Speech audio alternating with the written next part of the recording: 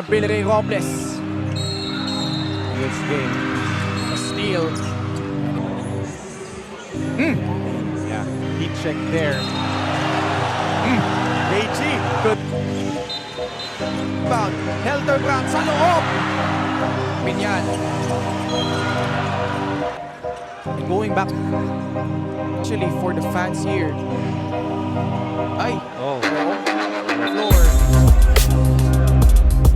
Mike Rico. Easy it on.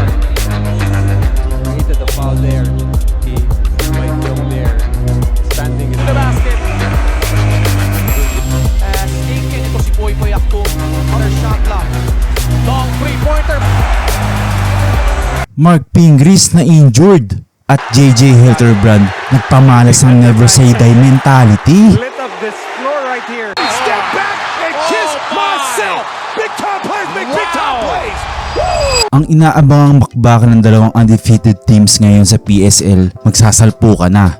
Binyan Tatakjel kontra sa Nueva Ecija Capitals na parehas na may 11-0 sa standings na mangyayari sa jam-pack na crowd sa Alonte Sports Arena sa Binyan sa pangunguna ng mga PBA veterans na sila Mark Pingris at JJ Helterbrand. First possession pa lang ng game ay unang puntos para sa tres ni Gabo. Pero bigla din naman binawin Helterbrand sa kanyang quick trigger 3. 8-minute mark, labanan sa box outan ni Billy Ray Robles at ni Mark Pingris.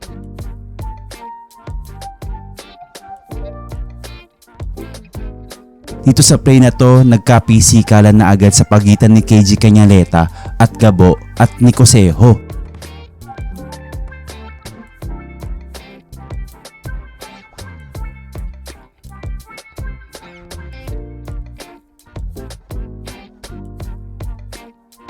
Pero biglang bawi naman ng tres ni Cosejo para makalamang. 7-minute mark, gandang pasa ni Roca Curva kay Pinoy Sakuragi sa ilalim. Ang inaabangang matchup ni Pingris at Macaloni nang biglang pasa ni Pingris sa cutter na sila Stimosa.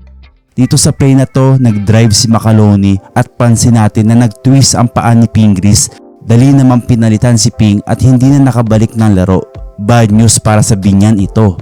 5-minute mark, hanip na turnaround jumper ang pinamalas ni KG Cañaleta at isang tres ni Lastimosa para maitabla ang laban. Dito sa possession na to, nabutata ni KG si Robles pero laking gulat ng lahat na tinawagan nito na foul.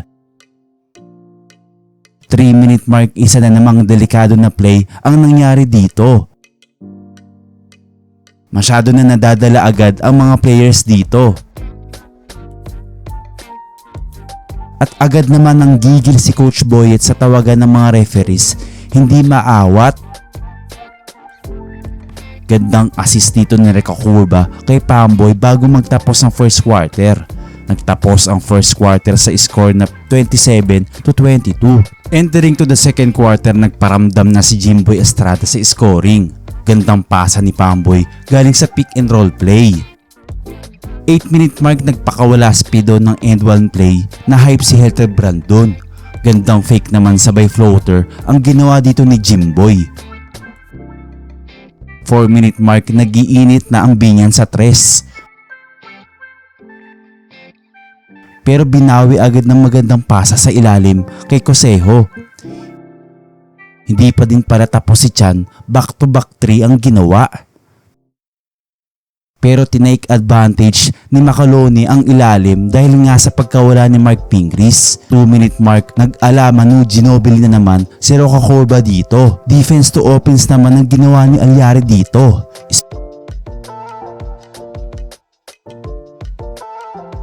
Spotted ang dalawang celebrity couple na sina Ronnie Alonte at Loisa na nanonood ng game para suportahan ng Binyan. Nagtapos ang first half sa score na 37-50. Coming to the third quarter, gandang pasa naman ni Sumang kay Celis para maibaba sa single digit ang lamang.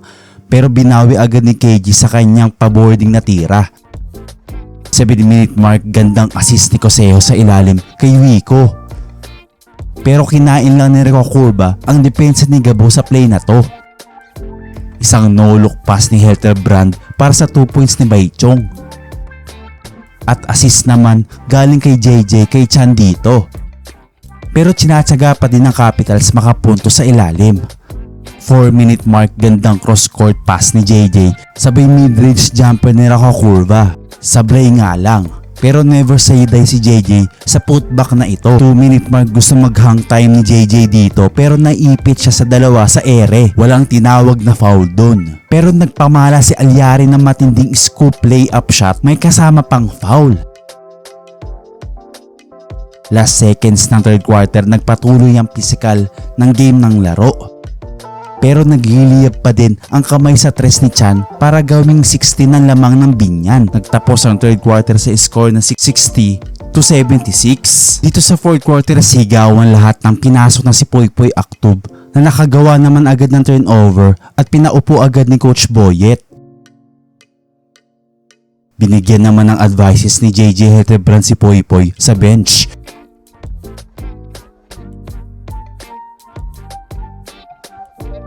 Pero desidido ang Nueva Ecija maibaba ang lamang at makabalik sa laban na ito. Sunod-sunod ang turnover ng Binyan dahil sa higpit ng depensa ng Nueva Ecija. Gandang adjustment ang ginawa ni Coach Gerson ng fourth quarter. 7-minute mark, nagkaroon na naman ng physical possession dito sa pagitan ni Gimpayan at Mabulak.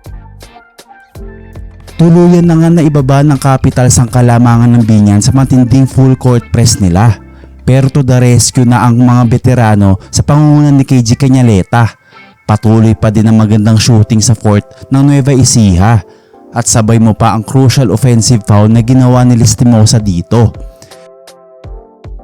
3-minute mark, pinasok na ang former PBA MVP na si Hildebrand.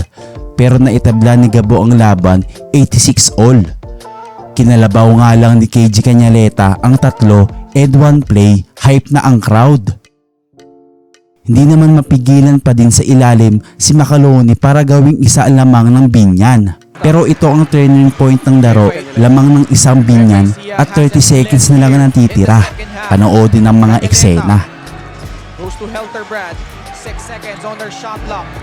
Long three-pointer by JJ! Look it!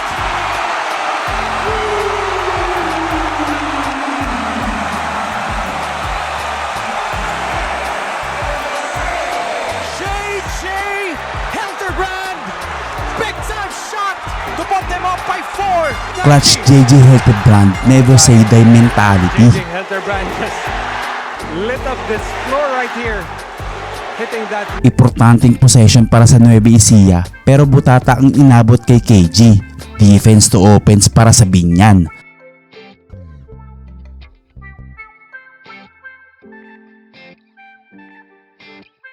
Ang ganda ng laban na to. Wagi ang Binyan tatakjel at number 1 na sila sa standings sa PSL tournament na may 12-0.